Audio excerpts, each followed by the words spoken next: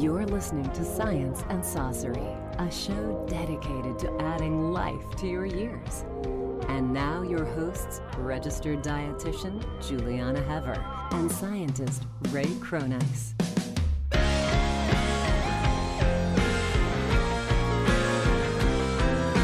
It's official. It's official. We're out. We are out. Here we go. We were recording a little earlier and got to our magic number of banked episodes. And so I just randomly during the break decided to, boom, post on Instagram.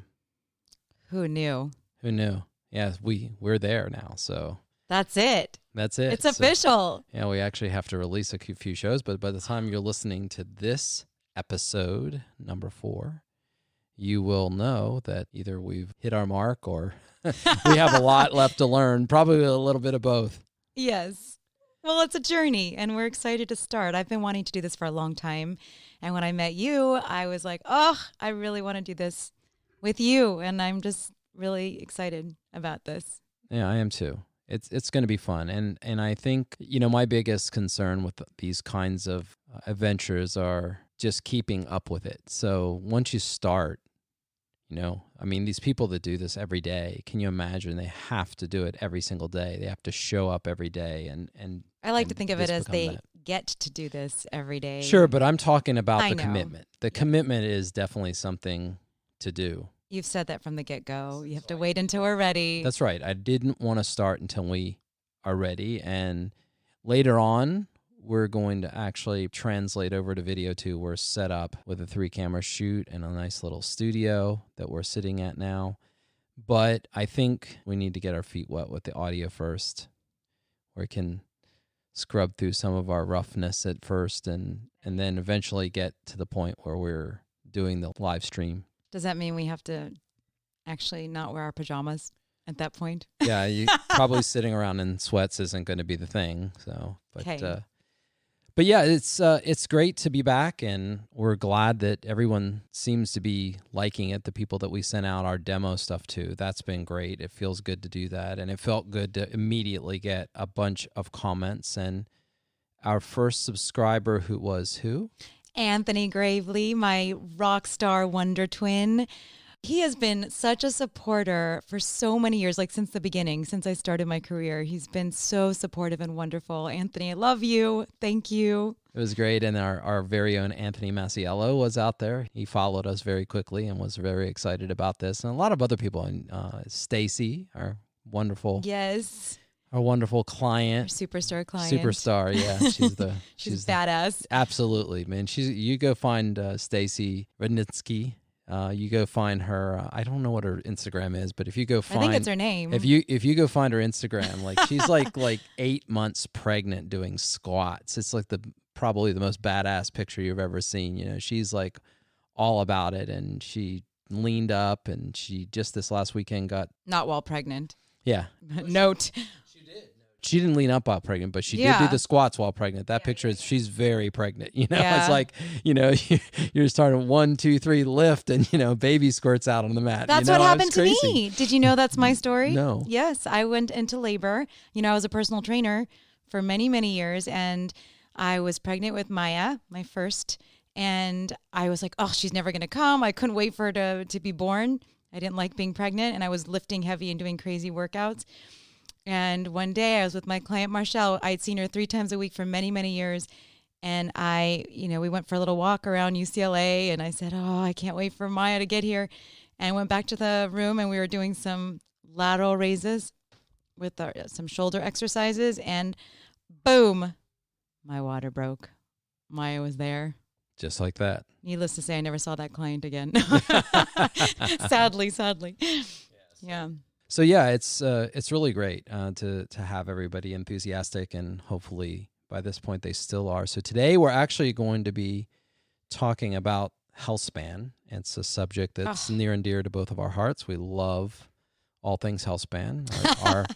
Our Healthspan solution book comes out December 17th, I believe is the exact date. December 17th. Yes, that is the date. I cannot wait to hold it in my hand. Hop over to Amazon if you haven't and pre-ordered. We need to have a huge surge leading up to our first week so we can get some good numbers there.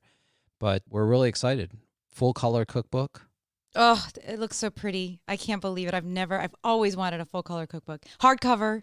It's beautiful, and it's got so much science infused in there.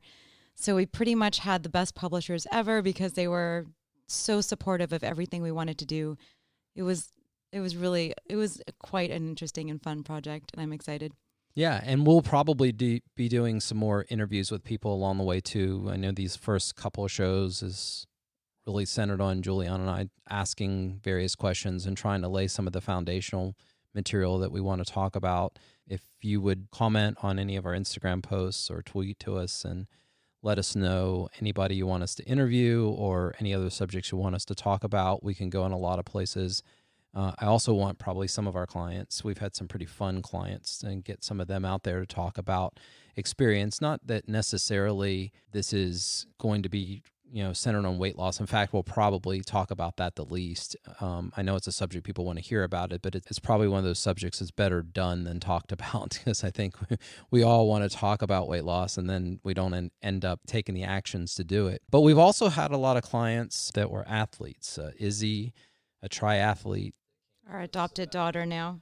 She came to us a year ago and just did phenomenal in her triathlon and competed. And then there was Stacy. And so, we've had some people on that side too. So we'll get into some of the crazy ideas that we have about that. But Healthspan is one of those concepts. It's a word maybe not everybody's heard about yet. Sometimes we would hear about longevity or hear about lifespan, about how long an organism or a person lives. And one of the problems that we deal with when we're talking about Healthspan is, if you think to yourself, okay, I'm going to change my diet and never eat a hot dog again, and that's going to add 1 extra year to my life, people might say, well, this is not a good trade-off. I don't want to, give up certain foods. It makes it feel longer. Right, to be sick 1 year longer. And, even in David Sinclair's book Lifespan, when he talks publicly about it, he talks about dietary restriction and he always jokes, gosh, who wants to really do that? And I clearly want them to develop the pharmacological interventions that will help. But the point about this is to say that Healthspan is more about lengthening the healthy second half of your life, if you will. So if you think about it, we can eat almost anything to make it to, say 15 or to puberty, where we're starting in our reproductive years. And then if you think about those next 15 to 20 years of reproductive prime, you can meet lots of things and navigate through there. And this might be very deceptive for a lot of people because they feel really fertile and they feel vigorous and they feel, the athletic pump, et cetera. But then there's that next 15 years where you raise your youngest offspring. So if you take that 15 plus 15 to 20 plus another 15, somewhere around 45 or 50, evolution's done with you. It throws you to the curb, so you've now passed on your genes. And so if someone's looking back at an ancestral diet, that's great for navigating evolution. But the question we ask is, what can we do and when should we start doing it such that we can live those years from 50 until the time we die as healthy and as fit as we can? And so really Healthspan is that period of life spent in good health, free from chronic disease and disabilities of aging. That's a more specific definition. And what that means is that you might actually live the same number of days. The idea that, your active part of your life, the living part of your life is a lot more enjoyable. And so looking at that, one of the things that we really have tried to do is look at this intersection between a plant-based diet and Healthspan. Yeah, that's what shifted for me, as we talked about last time when we started working together, was, I was so impressed with the, plethora of benefits of eating a plant-based diet. the fact that in the literature, it's the only diet to have ever reversed advanced stage cardiovascular disease and type 2 diabetes, the fact that it has so much benefit on reducing risk for pretty much most chronic diseases out there. And we try to figure out why. And, you talk about the phytonutrients and the fiber and all of the stuff that plants proffer. And I always thought about what we are avoiding by not eating animal products like the heme iron, excessive saturated fat, new 5GC. But then when I met you, and we talked about this last time, but when we looked at the literature on HealthSpan and realized there's a huge intersection between a plant-based diet and HealthSpan, and perhaps that is one of the main reasons why it is so efficacious in extending HealthSpan and longevity, is the very fact of what we are limiting naturally and restricting by eating only plants. So there's a lot of interesting things that you don't think about when you're just looking at the nutrition side of things. And I love that there's all these different wonderful reasons that dietary restriction without malnutrition is the way to go. And plant-based diet makes it easy because you get to eat. It's not like you just... Yeah, that's what I was about to say, was that, what's really kind of nice about this is that with this kind of diet, you have a high volume diet, but still you're not overnourished all the time. And that's what I'd always got away with, I would eat a lot, but it was all plant-based. She eats a lot. I do. You should have seen my salad today. It was huge. That was pretty impressive, you got to admit. It was. But, you get to eat more food. And for people that like to eat, it's a great way to get all of those benefits and not have to have any of the misery. Right. And what you'll see, while Juliana is a gigantic salad fan, Ray isn't so much. And that's not true. I actually do love the kinds of salads we make, and you'll see some of these in HealthSpan Solution. They're actually very hearty, and they usually have multiple layers of components. Like we do these hot and cold salads where we're putting things that are cooked, lots of bean, corns, other kind of things on the top that makes it really good. But also looking at this in terms of the food triangle and bringing that back into it, eating on the right side of the food triangle, there are a lot of things that one can eat besides salad. So in our book, we sort of disposed way with breakfast, lunch, and dinner and dessert. Our chapters are set up soup, salad, sides, and sweets. And crazy. All of these are anytime meals. So we have really good hearty soups and chilies and stews and a Thai stew and just all kinds of different things that we have put in there that make hearty meals. But in the end, like for example, we have a chili in there. The entire pot of chili has like 1,450 calories. And no one could say that they could eat that entire pot of chili and not feel very satisfied. But that's really not many calories. And, and so there is a way to restrict both the amino acids, some of the other things like Juliana mentioned, saturated fats, heme iron, other things, with having sufficient calorie for your energy requirements and for your activity, but still really be in that zone of, 30 or 40% reduction in food. And, the thing one needs to really realize is that when we look at the primate studies, I mean, these are rhesus macaques. They started in around 1989, and the first group finished in like 2009, and then the second group, I think, started in the early 90s and just finished. But, what we're talking about here is 30% less monkey chow.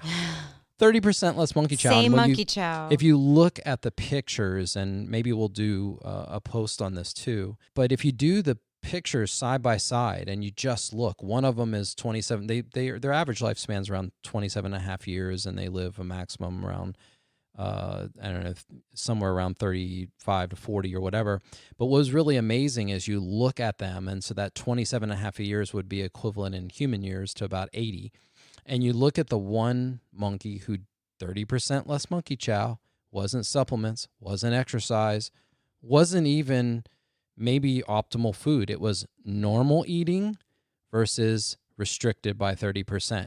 I mean, that's it. 30% less monkey chow. And I'm repeating this over and over so that it can just, get through our own, stories that we tell ourselves and realize that, my gosh, by just restricting that over their lifetime, they were able to look that different. You see their fur coat is not as gray. You see that the eyes are really clear and white, and you see, they're not humped over. There's no sarcopenia.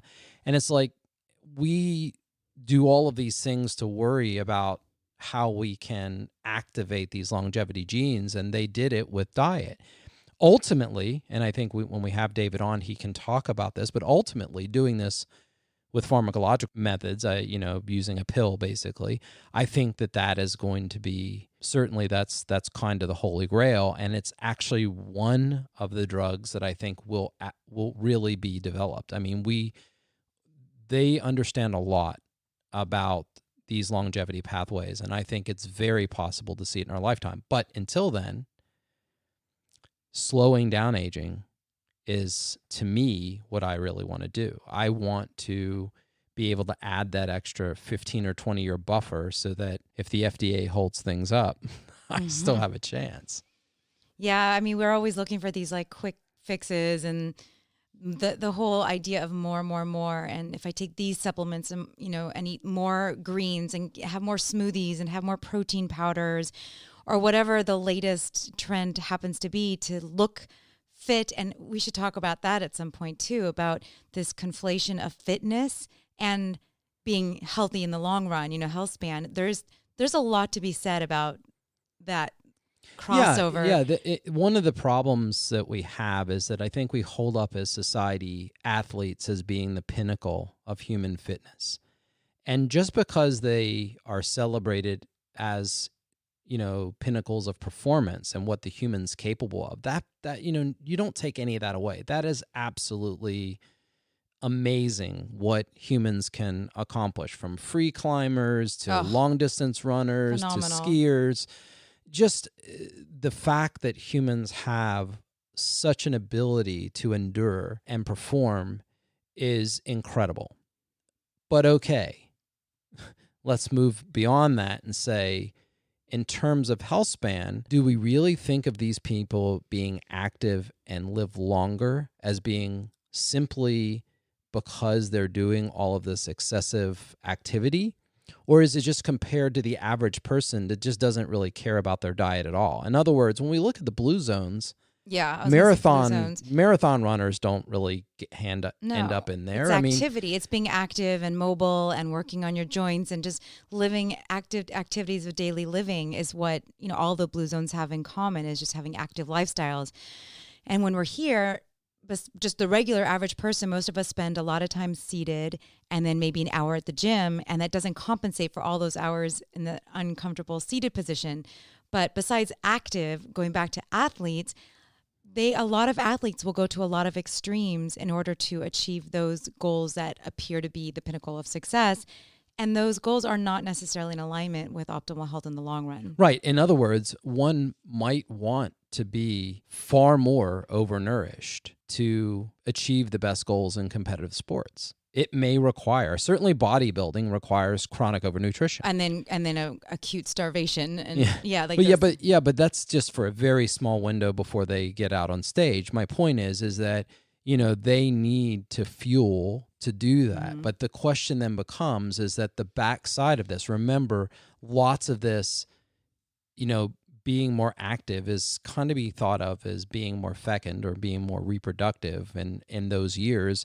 And it may very well be great for reproduction. But what we've seen in the literature is those things that are good for fecundity aren't that great for longevity. Right. And we always say go, grow. And at what point do you want to stop growing is when you're a full-grown adult, because that looks like things like cancer development and proliferation. Or a tumor that's out of control, right? Yeah. So, the idea here is that when we talk about Healthspan, we're really talking about those healthful, long-lived years, and it doesn't require that you do these absolutely extreme human endurance things. And again, we're not trying to down those, but what's really amazing is we have clients come to us, for example, I think of, for example, John Henney. He came to us, he had, 140 pounds to lose. And he wasn't exercising. He's a voice coach. He wasn't exercising before he came to us. But, we said, okay, no exercise. We don't have our clients exercise during the weight loss period, which is probably not the traditional way to do it. But it's amazing how we have to defend that. And it's like, look, this person wasn't exercising for the 10 years before they come to us. What's wrong with them not exercising for another 6 to 8 months while they drop 140 pounds? And then they have way less chance of getting hurt in the gym, way less chance of, feeling bad. I mean, nobody who's, 50 or 60 or 70 pounds overweight really wants to put tight-fitting clothes on and go in the gym. And we're not talking about fat shaming. We're talking about these people just don't feel good to be in that situation. And even with Juliana and I, when we're out there, everybody wants us to somewhat be fitness models. And that's not to say that you can't be at your healthiest, fittest place. But, there's a really big difference between having a 6-pack or an 8-pack or being a fitness model and having a healthy level of normal adiposity on your body that's still not excessive in terms of the visceral fat or is going to cause a problem. And I'm not saying that one needs to carry a lot of extra body weight, because they don't.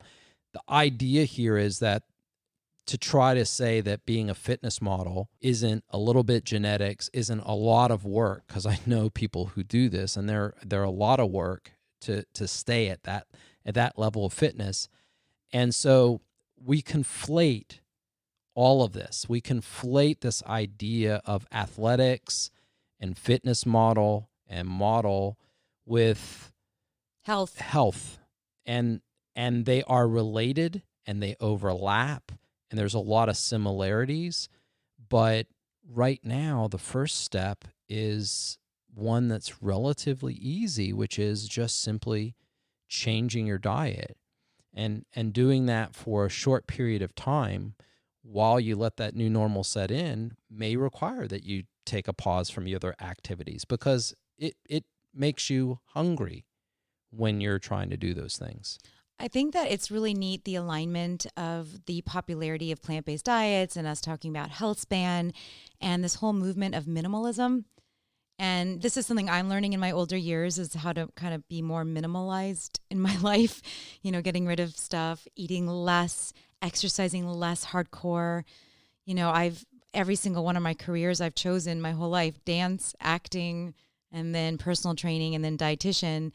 Everyone would look me up and down and decide whether or not to listen to me and what I said. And so I've always been really kind of concerned and thought a lot about this.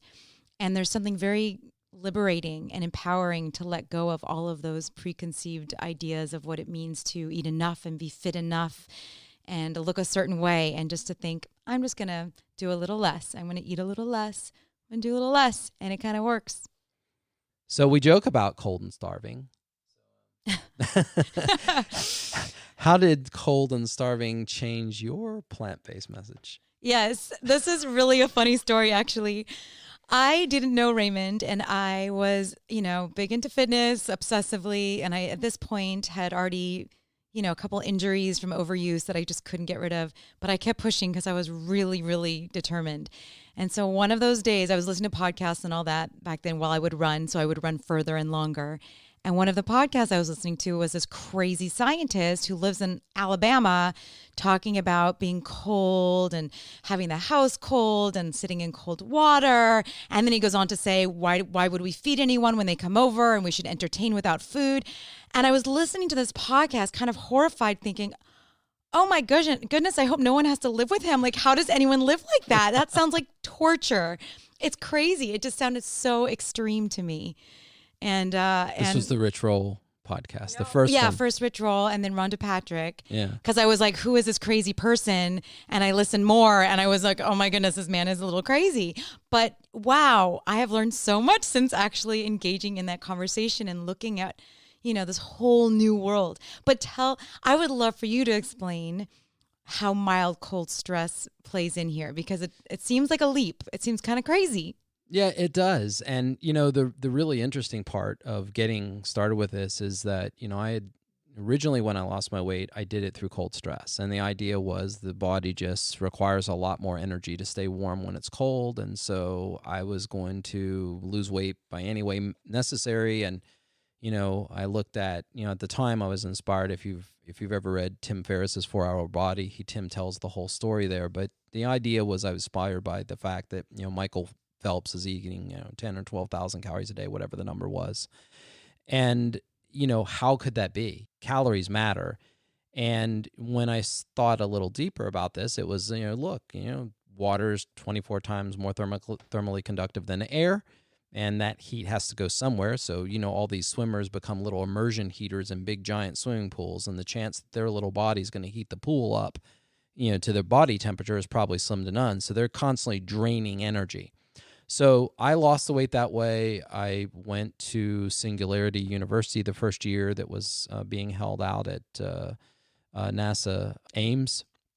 And Tim Ferriss was there. And he saw me, and he's like, "Oh my gosh, you've lost so much weight, dude. What did you do?" And I told him I was doing this cold stress. He said, "Hey, I'm writing a book. Can you keep a secret?" And I said, "Yeah, I want to tell your story." And I said, "Absolutely, let's do it." And I had no idea where it was going. But in that very next year, in that fall, I met David Sinclair. We were standing in line together at TEDMed, and we were talking, and he didn't really have his affiliation or anything. I didn't know his name at that time, and this is 2009, and we were talking about this weight loss in line, and he was like, "Wow, this is really neat. I don't know if you've looked at the longevity literature." And I was like, and listening to him, he was talking about all this really interesting things about yeast, and that when they cold cycle yeast, they actually have this upregulation of certain genes. And I was listening, and we're in line, and then up walks Steve Wozniak. So at these TEDMed, you have all these crazy people, and he sort of like starts talking with us and kind of cuts in line. And I think, both David and I were sort of starstruck at the moment. When does Steve Wozniak come up and jump in your conversation? So we get separated, and we go in to get our seats, and then I don't see David again until like the next day, or maybe it was later that day. He gets up on stage, and he's like this leader in longevity research. And so I find him afterwards, when we start talking, and he's like, "Ray, there's a lot more to your cold stuff than just weight loss. Like it overlaps with so much of the cellular biology. I really think you should look more." And so I went home and started thinking about this stuff. And within a year or 2 or 3, I had been reading more and ended up, talking to him about, publishing. And that's where Metabolic Winter Hypothesis, the first paper, came out. But what's really crazy is that we seem to have evolved these survival mechanisms down at the cellular level that conserve energy during times of winter. Cool, metabolic winter is cool, dark, still, and scarce. And so the fact that this changes at the mitochondrial level, the fact that these genes seem to overlap, and at some point maybe when we have him on too, we'll talk about this, what happens mechanistically. But essentially, we upregulate these genes that allow us to, generate heat without the shivering part. So if you think back what we were talking about with exercise, shivering might be the original exercise. And some of the benefits that we see from exercise may be because they invoke the same genes that shivering does. So the idea here that there is this connection, this evolutionary connection between times of periods of low food or low food intake and periods of mild cold stress. And let's be very specific. Mild cold stress starts at about 60 F air temperature and about 80 F water. So we're not talking about ice baths. We're talking about cool, not cold. And so like it's fall when we're recording this one, and slowly but surely the house is getting cooler and cooler. I let the thermostat, ride and with the outside, and as the temperature drops, I let the temperature drop in here. And at first, you do feel a little chilled, but you get accustomed to it. And after a while, it just feels normal. And again, it's not normally 30 degrees or 40 degrees. I'm not shivering in here, as you well know. Yeah, speak for yourself. Yeah, you're not. It's a little chilly. It's chilly. And I will say that I finally got to the point where I could do the contrast showers, the hot, cold. And I finally got to 10-time repetition as per your recommendations. But the first few years that I tried doing it, it was so painful. But I realized that if I stuck it out, it actually was more acceptable. Yeah.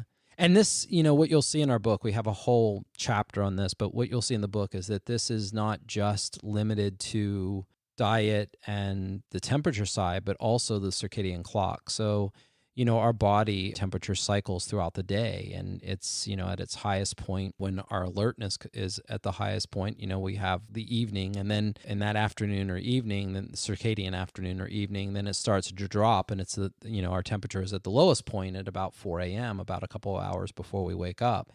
And so it's interesting that to fall asleep, a person actually needs to be cool. And so, just like sugar is very comforting in food, having a lot of it isn't necessarily healthy.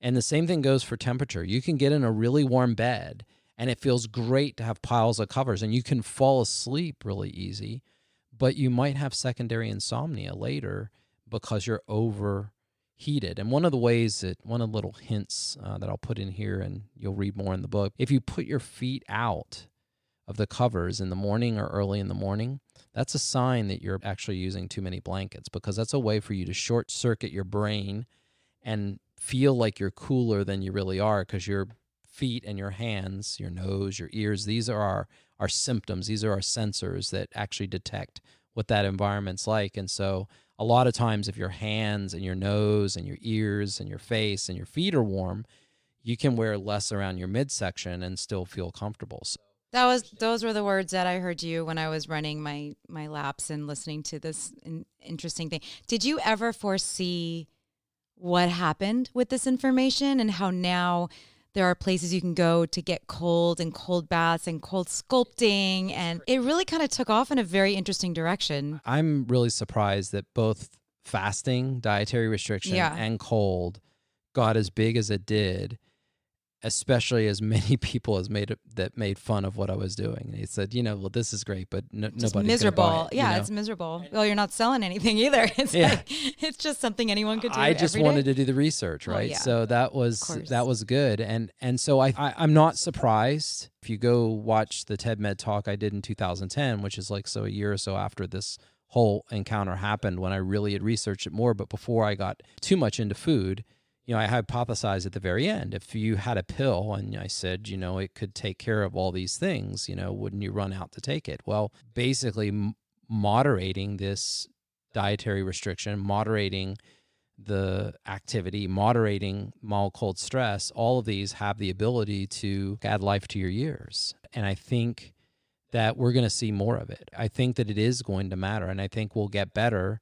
And I also believe it'll probably give us really big clues to what mechanisms we need to eventually upregulate with pharmacological inputs. I think it's going to be important. Yeah, I mean, it's clearly effective, and it's clearly the path that the research is going on right now. And despite the misery that is of being pushed a little past your comfort zone, it is very simple and doable for everyone. It's something that... And the misery is not... It's not that bad. It's just there's a period of adjustment. You just have to get food. used to it, just like everything. Everything is habit. We always say that everything is habit. Yeah. So, and we are creatures of habit. If you're trying to be innovative, when I used to teach classes on innovation, I would talk about taking a different path to the grocery store, different drive, or driving home differently every day from work, just to get your brain thinking about things in different, because we tend to want to gravitate toward those patterns. And this is another one of those things. You've just got to take a little break from the habits that you're doing, and you'll feel a little bit uncomfortable at first, but I think ultimately you get past it and it's worth it because you see the results. Yeah, exactly. But yeah, we're having a good time with everybody. We're definitely learning as we go along. And it's a journey. It's a journey. We hope that we can keep everybody's interest and make this thing work. And it's really good to be here again today. Yes, thank you everyone so much for joining us on this leafy green path to good health. It's always the food, so remember, keep eating right. Thank you for listening to Science and Saucery. For more details about the content in today's show, or to contact Juliana and Ray, please visit us at healthspansolution.com.